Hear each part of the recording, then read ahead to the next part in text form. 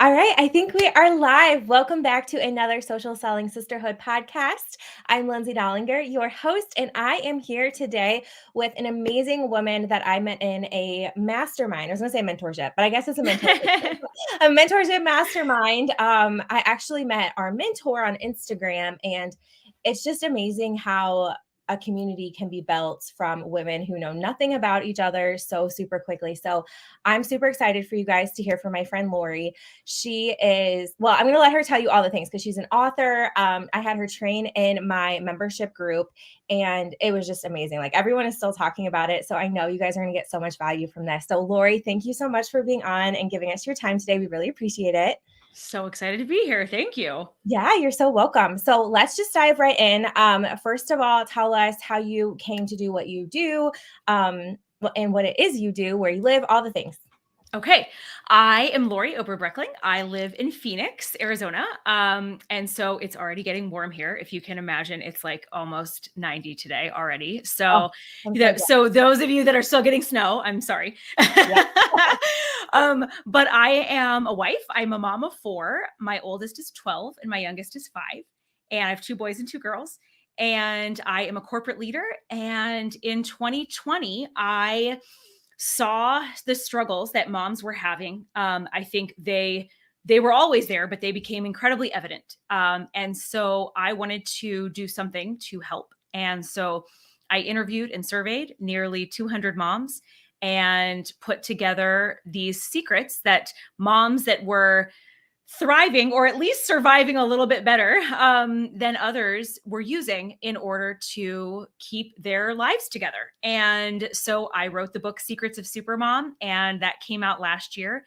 And it has been just a really, really fun thing. So we have now the book, turned into a podcast, turned into a program, and it's just been really great. I have loved the feedback. I've loved being able to work with women and help them in things like what we're talking about today, productivity, in things like getting things done, in things like motivation, and in things like asking for help and all of the other things that we get to talk about, day in and day out in the book and the program. So that's kind of how I got to where I was.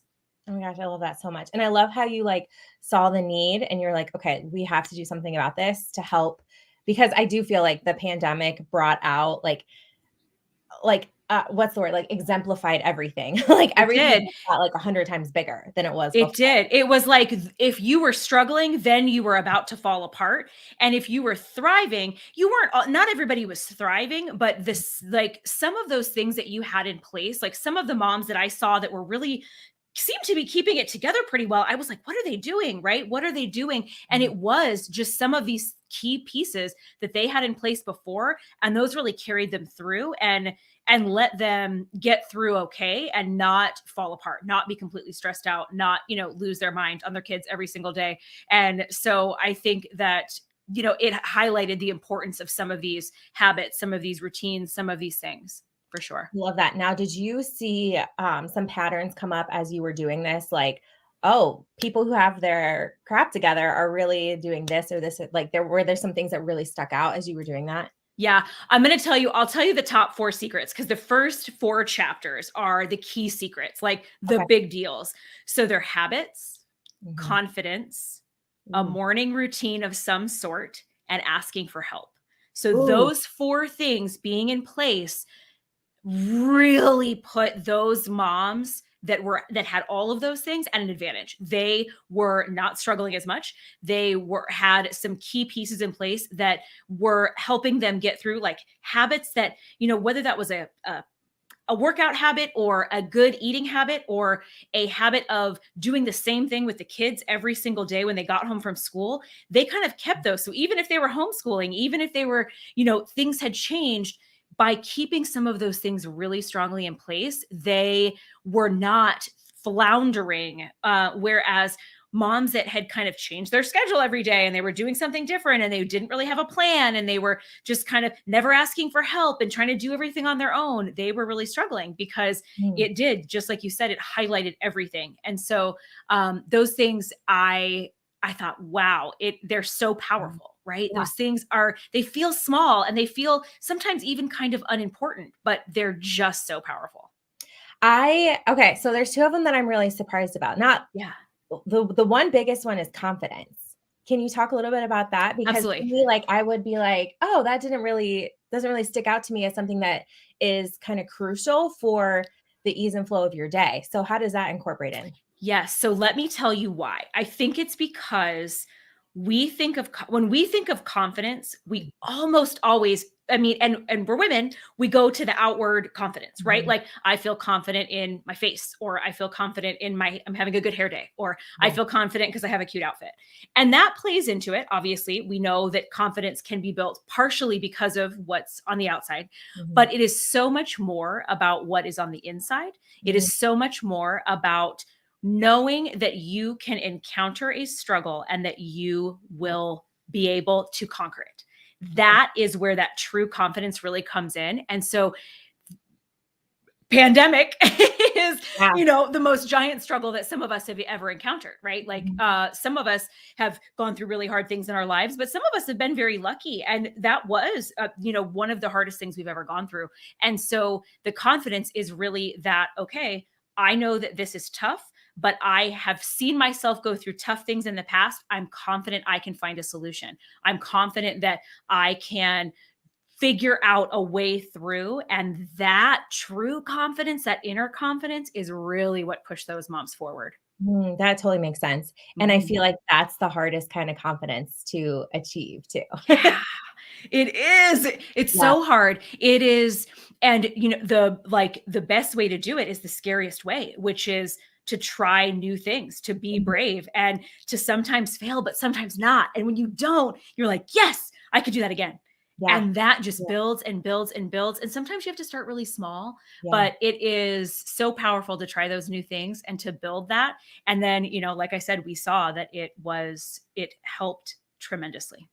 And I bet asking for help probably played a lot into that too, because if you have that confidence to ask for help and you know you have that support system, I feel like that helps a lot. Because I know Absolutely. I'm like the queen of asking for help. Are you? Oh, Yeah. that's amazing. I love it. I So well, I tell me. delegate. Oh, that's one of the ones. That's one of the Yes. things we talk about, like asking for help, delegating, Okay. outsourcing. We talk about all that in the chapter because Mhm. there are a lot of moms that don't. And I'm talking like, don't ask their family for help, don't ask their Mm. friends for help, don't ask their best friends for help. They're Yeah. not asking anyone, their team at work, they're not asking at all. Yeah. And so when things get hard, everything feels like it's their own load to carry, like it's just sitting Yeah. on their own shoulders. And we can only do that for so long before Yeah. we just burn out, Yeah. before it's just too much. Yeah, yeah, Yeah. that totally makes sense. Okay, and then the other one I was kinda surprised about was the morning routine. Just because I feel like I mean, I have a morning routine, I guess, but I feel like it's not as, like, I don't even know, detailed or long as I have read or I've heard some people with their workout and their morning meditation and, like, their list of 20 things, and I'm like, I do the same 5 things in the morning, but I guess Yes. that's a routine. That's it. Okay. That's exactly it. It's a little routine. So some Mhm, people did do more things, right? Some people had longer routines, but mhm. it doesn't have to be like I think everybody thinks morning routine and we think Hal Elrod and the miracle morning and Yes. it's got to be an hour long, right? But it doesn't. It doesn't have to be an hour long. It really is just that you have a consistent structure so that you wake up and you do the same thing every day and it starts your day. Yeah, So maybe it's a really, really short, but yeah. it starts that day off and it starts you on the right foot every single day. You're Mhm. not scrambling out of bed. You're not, being woken up by the children or many children and then feeling like you're behind from the very Yeah, beginning. So yeah. that little, even short morning routines were a big game changer Mhm. because some people prayed in the morning. Some people did a meditation. Some people worked out. That was they like got up and did a quick walk and that was it, Right. but that it was that morning same thing that they were doing every single day that really made a difference for them. Yeah, Mhm. yeah, that makes sense. That totally makes sense. Yeah, Okay, let's talk about productivity let's do because it. a lot of the women who are listening to this are direct sellers, network marketers, or building up their online schooling. I know I have some crafters. I have a little bit of everything, but we're building an online business. A lot of women also have a full time job or are full time moms while also building business. So let's just dive in all things productivity. What can you tell us that Yes. are some basic things that we should remember as we are trying to improve our productivity throughout the day? Yes. And I am here for you. I work a day job and I have a business and I have 4 kids. So I am here for all of you. I feel you. I know where you are. I am living exactly where you are. So I think the biggest thing at the very beginning, we start to think that we have to like wait to be motivated to be productive. Mhm. I think that is a struggle that a lot of us go through, thinking, well, I'm just not motivated today, but if I'm going to be motivated tomorrow, and then I'll get a lot of things done. Yes. And that is a big mistake, right? Mhm. We cannot wait to be motivated. We just have to start and start small, because with that action will come that motivation. Mhm. So I know that you, Lindsay, and I, we've talked about this, Yeah, that, we know that there are days you just wake up and you're like, well, shoot, I am not feeling it today. yeah, But if you just wait and think that, oh, I'm just going to, maybe if I eat breakfast, I'll be motivated. Maybe if I like hang out and watch TV for the next 2 hours, I'll be motivated. You will not. It is not, no, do not that do is that. not, do not do that. It is not how it is built. Yeah. It really is about being in motion, and the action Mhm. brings that motivation. So getting started and starting Yeah. small is a really important way to be productive in general, because it doesn't rely on that waiting for motivation. Yeah, I love Um, that one. I think that yeah, one's so important for, especially because you get home at the end of the day and, your work day and you're like, "Okay, I gotta work my business." And you're like, "But I really don't feel like it. I could take a nap or I can work my business." And, um, Rachel Hollis said something, I listened to her podcast today. I think it was today or yesterday. It might have been yesterday. It was real short. But basically she was saying that, oh my gosh, I totally lost my train of thought. Your comfort. Don't trade your comfort now for the possibilities of your future, because you look back at it and tomorrow you'll be like, man, I wish I would have done that yesterday. And so like making yes. yourself just a little bit uncomfortable today is how you're going to get to that. And I loved that. And I think that's exactly what you're speaking to right now. And I was like, yes, that's so true. Yeah. And I think, Rachel is going to give you some real tough love. I'm not quite as tough love as she is, but I do think you feel like not starting, so you don't start at all. Whereas I am kind of like, okay, you don't feel like it. So what's the tiniest thing you could do? What's the most itty bitty thing on your list that you could just start? Yeah. Maybe you've got to, send an email. Like maybe it's, you've got to send an email to all your clients today, and you got to write that email and you're like, oh, content, what am I going to do? What if you just came up with a subject line? And Mm, then you were like, oh, actually, that would be really awesome if I talked about, maybe you have a story that came out of that. And then it kind of clicks, right? It gets you going and you start to get excited about it. But without it, not starting, that's not getting you anywhere. yep. But then being like, I have to do 8 million things, that also is completely Mhm. overwhelming, and doesn't, it reverses that productivity. It Right. freezes you, right? Yeah. Yeah. Just I Yeah. totally sit down when I'm like that. Yeah. The same way. And I Yeah. love that mindset shift. Like just one little thing. What's one little thing? Get started. And then like usually then you're like, okay, I'll finish. And then if not, Yes. be okay with pausing for today and then coming back. But yeah, I love that. Yeah, and be okay with saying, well, I got my subject line written, or I got my subject line written in one paragraph. And so now it's going to be really easy for me to finish that tomorrow. Right. Mm. Like, Ooh, I even if love you that. don't get all the way through and get Yeah. all the way done, because it is, and it is so easy for, like you said, that you're guilty of that. It's so easy for us to get into that spinning where we have so many things on our list and it's so overwhelming that we don't know where to start. So we don't start. Yeah. Yeah. Instead of being like, I don't know where to start, I'm going to find the tiniest thing I can do. I'm going to find the most easy, smallest thing I can do. And that's how I'm going to get started. And so I know this goes against kind of things that are said a lot, right? You're told you should eat the frog. Yeah. You should do the hardest thing first. And some days, if you're already feeling it, yeah, get that thing off your plate and then feel really good about it and have an easy rest of the day. But not all of us can eat the frog at the beginning of the day, or or at the end of the day, if that's when you're working on your business, right? You come home from your job and now you're ready to work on your business. So I think that sometimes it's not okay. You just need to start tiny, and then maybe you'll be ready for the frog later because you've, Yeah. eaten an ant. Yeah. Exactly. You can't avoid the frog forever, but you're Right. allowed to give yourself the grace on the days where it just is not going to happen. Or Exactly. possibly not going to happen. And we're going to take like the little I don't know. I don't know what body parts a frog has, but we're gonna take it piece by piece until we eat the frog. Yeah. Frog toes, whatever Yeah, you've got. frog toes. We're gonna eat Yes. the frog toe. Yes. Good. But it's true because yes, you want to like getting started is going to help you to get Mm, motivated. It's going to help you be more productive. It's going to help yeah. you get more done. So I think getting started is really one of the big things. The other thing I love to talk about, and I know I talked about to the ladies in your group, Mhm. is tracking your time. The so many of us are not productive because we literally have no idea what happens to our day. Yeah. We wake up in the morning and we're like, yes, I'm going to do all the things. And Mhm. then we are brushing our teeth at night and going, what did I get done today? Yeah. How many things did I actually do that were even on my list, right? And you kind of you just lose your day. So tracking your time, and I have a time tracker that's free. I think you have the link to share. Yes. But the if you guys want a time tracker that's already created for you, and you can just write it all down. But the brilliance of tracking it is saying, here's where I'm wasting time. Mhm. Here's what takes me way longer than in my mind I think it does, right? So sometimes, like emails, for example, in our mind, we think that writing an email to our list, we have to come up with the idea and the content, and it's going to take so long. And then we go and do it, and we're like, oh, that only took me 12 minutes. Like, I Mm. think I could handle 12 minutes, right? So it Yeah. gives you a real logical look at what you're doing with your time, and it allows you to say, what do I want to change and what Yeah. don't I want to change? Yeah. Maybe I love that I watch an hour and a half of TV before I go to bed at night, and it's my like most favorite part of my day. Well, let's not take away your joy. Goodness, that's not the goal. The goal is to just be to figure out where the time wasters are and where you don't want to be spending that time. For example, maybe Mhm. you love that you watch an hour and a half of Netflix because it's just your most relaxing time of your day, but you realize, oh, I also spend an hour and a half scrolling social media in my lunch hour that I extend to an hour and a half, and that's a total time waster for me, and I actually don't want to be spending my time doing that. Yeah. Yep. Okay, now we can make changes there, right? Yeah. I So love that. really just knowing, and I think you said you had tracked time in the past, right? Yes. Yeah, I Yes. have.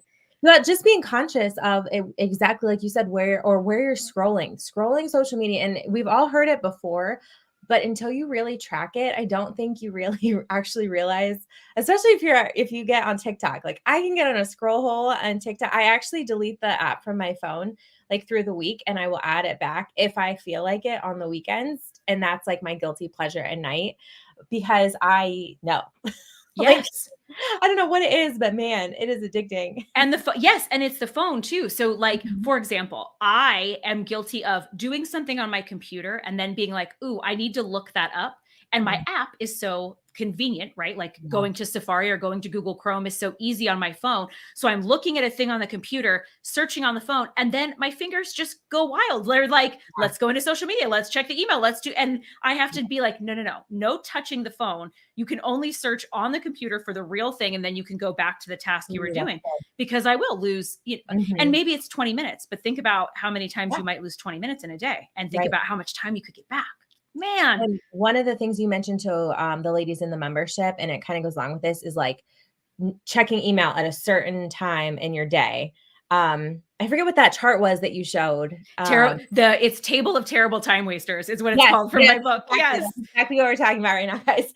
And one of them was, like, checking your email, and after you said that, the next day, I was at work, and I'm like, "Oh my gosh, I check my email, like, every 15 minutes because it's just a tab open on my window, and I just click, click," Yes. and, it's so funny because on my phone, I am really good about my boundaries when I'm not at work, but it's just because it's there and it's up, and I'm like, "Wow, I need to really work on this habit." Yeah, it's so true because I remember I told the ladies that there's some people do have to check their email more often, right? You Mhm. might Right. work in a job where it is necessary for you to check your email on a frequent basis because you work some level of emergency type position Yeah. where fires are actually fires.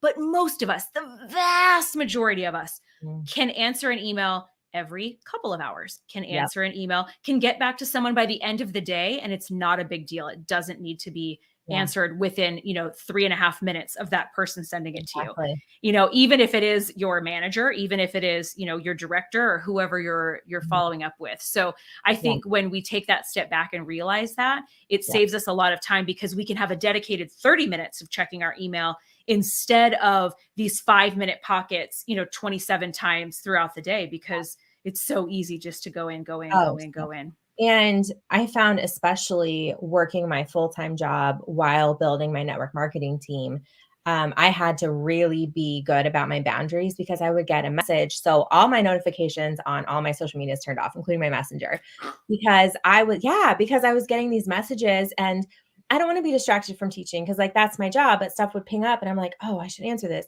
And then so we started this, and I can't take credit for it, but I started saying it to my team is like, there's no such thing as a fingernail emergency. So I will get back to you.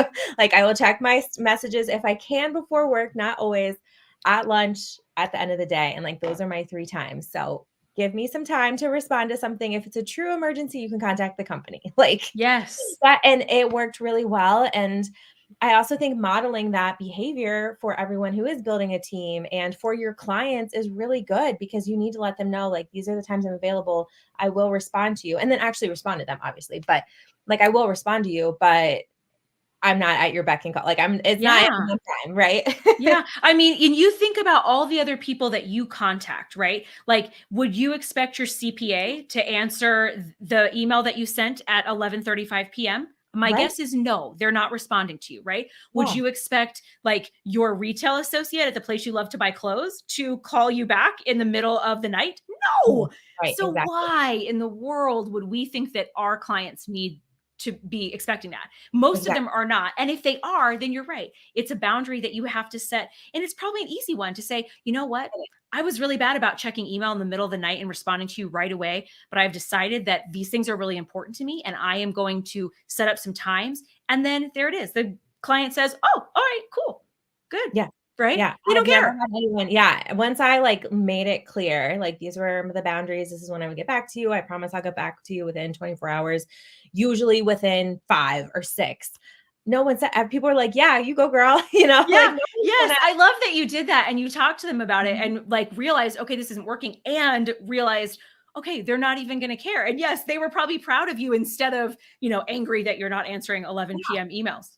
Yeah. Exactly, exactly. So having some of those boundaries around your time, guys, is so trust me, it was a life because I was literally getting to the point where I'm like, I have been on Messenger for like hours today, and I nothing productive came of it. It was stuff Yeah. that I didn't even really need to answer. So I'm like, why am I doing this to myself? Yes. Well, and of course, that's another place where you can ask for help, where you can, if you have a team, if you have a tiny team, even, you can always say, okay, your job on this team is to check my messenger messages one day. If you have a VA, or if you have, there are Yeah, so many ways to get little bits of help that can save you.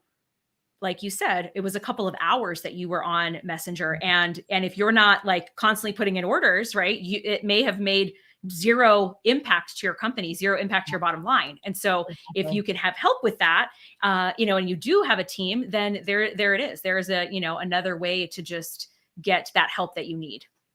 And that time blocking, and when you do a time audit, is also really helpful for figuring out what is bringing you money. When you like start looking at that and you're like, okay, this actually did not move my business forward. This didn't. And because a lot of us, I feel like we were like, oh, I worked my business so much today. And they're like, well, what did you actually do? And you're like, I scrolled social media, or I responded to emails, or, I did a live, but maybe the live didn't actually sell anything. So Yeah. it's really eye-opening to track your time. So I do highly recommend it. And guys, if you're watching on YouTube, the link is already in the YouTube. And if you're listening to the podcast, just scroll up and it's in the show notes. So you can grab that from Lori. Yes, because it's yeah, it can be a game changer. And Mhm. I always recommend, if you're gonna do it one day, amazing. But if you can do it for like 3 days, is my best way. 2 days during your week or whatever days you work, and then a day that you don't work, whatever that is. If it's a weekend, great. So like for me, I would say like a Thursday, Friday, Saturday, because those are different types of days for me. And Yeah. so then I get a really nice picture of what is truly happening in my schedule and where I am really not using my time the way I want. So when you're sitting down to time block, like after you've done this and after you've realized, like, okay, this is kind of maybe got to go this, do you have any tips on how close to schedule things or how much to schedule in a day or Yeah. routine? routines? What would you tell us for that? So the reason I love time tracking, another reason, is that you get some information. So I can realize, okay, checking my email, all of my emails, let's say, in the morning, right? Like after a night has gone by, an evening has gone by, takes me about 30 minutes. So I know that I can do a block for 30 minutes and then I can jump right into the next task. I'm not exhausted after email checking. I'm not, it doesn't stress me out. But then if I have a new task, I'll try to give myself extra time in those time blocks because I may not know how long it will take me. Now, next time I have that task, cool, I can schedule it for the right amount of time. But Okay. I'd rather have a little bit of a buffer on the open side than to make it really, really strict and have all of my time really strict and have a bunch of tasks that I started and didn't finish. That's Yeah. frustrating to me. I know Yeah. it is probably for a lot of the listeners, especially if you're super Mhm. busy, right? And you've got all these things moving, you like to try to finish something. So Yeah. I say, give yourself extra time if you don't know how long it will take you. And then next time you can shrink that down a little bit if you are, way more efficient than you think, which is always a fun, bonus treat too. When you're like, Yeah. "Ooh, I'm You're like, amazing at that." absolutely. Yes, for sure. So I love that. And then always buffer. Back to back packed is just not the way to live your life. When you think, okay, it takes me 5 minutes to get in the house, get a snack, and get back out to go to the next thing. If you only give yourself that 5 minutes, Yeah. somewhere along the way, something's going to happen. And then Mhm. it's going to be like a domino to your day, and it can Yeah. feel like it ruined your day. So Yeah. a little bits of buffer throughout your day are ideal so that you are not causing one morning, issue, one morning flat tire, one morning whatever, Yeah. to throw a wrench in your entire day. Right. Yeah. Yeah, and I was really bad about that for a while with so my school day ends at 2:45. So when I was time blocking, I was like, okay, it's a half an hour drive home, so I should be home by 3:15. So I'm going to start working at 3:30. And then if I was making copies or got, called to the office or whatever, everything backed up and then I'm like, "Oh, I don't have time to do. I have to cut something out." So the buffer I feel like is a super good tip, guys. Yes, and even if you are a parent, or care for someone that you or have someone that you have to, like, even if you're working with a team and you've got to rely on other people, the buffer is key because Yeah. we would do like we have 5 minutes to get in the car. Kids have to change in the car, and then we have to get to the next thing, and we were late. Yeah. You just can't make stuff like that happen. So you have Right. to be really careful with the time blocking. But I do love time blocking because it Mhm. says I'm committing to myself to do this at this time. This time is important to me, right? Like, especially if you've got a full-time job and a business that you're trying to start, it says, this is important to me. This business is important to me, and I'm dedicating time to it. So that's why I love time blocking too. Yeah. So, do you have a set amount of time that you recommend in chunks that we block things for working? I love 50 minutes with a 10-minute break in Mhm. between your next item if you have a task that will take that long. Okay. If you're going to batch something, do not spend more than 90 minutes without doing some type of break, whether that's a brain break to go do another task that, like, maybe you're moving around. It's just like a breathing, it's jumping around in your office, whatever it is. No more than 90 minutes, you'll start to decrease your productivity. And Mhm. so here's my point is, why would you spend 3 hours doing something when half of that time is not very efficient, when you Yeah. could spend 90 minutes, take a break, do something else, spend another 90 minutes and get way more done? So Okay. that energy is going to wane, that just effort is going to go down, and so you will not be as efficient, and we just know that from the research. And so that's why I say 90 minutes has really got to be your total max, and some people can't even make it that long. Some people Yeah. do not have the attention span. And if you Yeah. can't, cool, schedule your time for shorter. Do not try to go 90. Do 50, do 30. Just make sure that you are as efficient as you can be during those blocks, and don't, try to overwhelm yourself with it. I love that. Okay, and maybe this is a weird question. How can we know how efficient we are? Or is it just kind of a self-assessment? If you are feeling tired, if Okay. you are not able to focus. So for me, it's a lot focus. I don't usually feel tired. It's that I find myself thinking about other things suddenly Mhm. when I get around that 50 minutes. I'm like thinking about what I'm going to need to make for dinner and thinking about what I need to put on the grocery list, and just random stuff starts coming up, and I go, okay, you need a break. You need to go jump around. You need to do some jumping jacks. You need to get a water. You need to get a snack, whatever it is, like, stop. and then you can get back in and that full focus is back. It's too hard. If I have to keep pulling myself back in, right, Right. it's taking me longer to do Big everything. red So flag. that's, for me, it's, yes. So for me, it's that pinging brain that starts going off and I'm like, okay, you need a minute. You need a little break. Yeah. Yeah. That makes sense. I'm the same way. I don't even think I can usually make 50 minutes.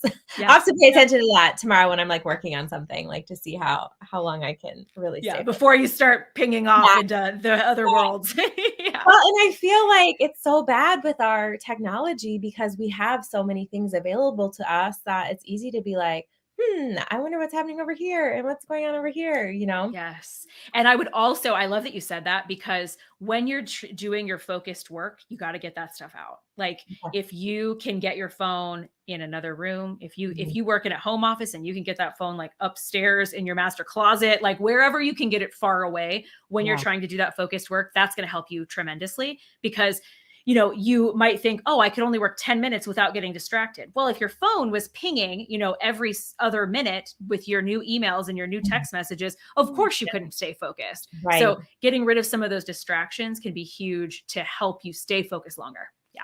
And I think one of the things you said in the membership too was like your dogs. And I'm like, my dog she's down here right now, like brought me a toy. I'm like, I can't play with you right now.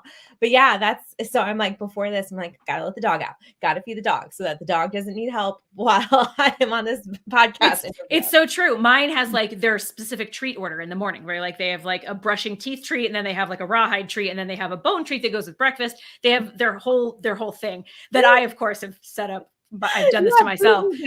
I know they're bougie. I've done it to myself though. But if I do try to do a task first thing in the morning, they will bother the heck out of me to need these things. So I have to know, okay, treat the dogs first, then get going on your stuff, or you're going to be in and out of that chair a million times. So yes. And that's, if you're a pet parent, if you're a real parent, that's why we wake up before our children. That's why we don't wake up with our children. Right. And if you, then like a lot of us have all sorts of other humans that we might be taking care of in our lives. And so just thinking about those things before you sit down for that deep work that you really want to get into. Yeah. I love that. Yeah. All right. Any last minute productivity tips? Because we've already been chatting. I can't believe it's already been 30 minutes. I always have so many. Okay. We'll give one more. One more is know your energy. So when you're tracking your time, pay attention to where you are energized and where you are kind of, and I want you to use that energetic time as much as you can for the things that require high energy, things that require lots of creativity, things that require lots of brain power. And some of you, it's going to be like midnight, like, you're like a late night, stay up late girl. And in the morning, at night, you are just on fire. Use it. If it's first thing in the morning, that's it for me, right? Like at 5 a.m., that's it for me. Then I'm going to use that. I'm going to use that as my creative time. And then sometimes it's going to be that like later morning time, right? You kind of take a while to get up, but then maybe 9 to noon or so, you're on fire. If you can use that. Yeah. Is it yours? Yeah. Yeah. So, and you're obviously teaching. So like, I know it makes it so hard for my business, but in the summer, man, I am on it. I like have the best summer routine ever.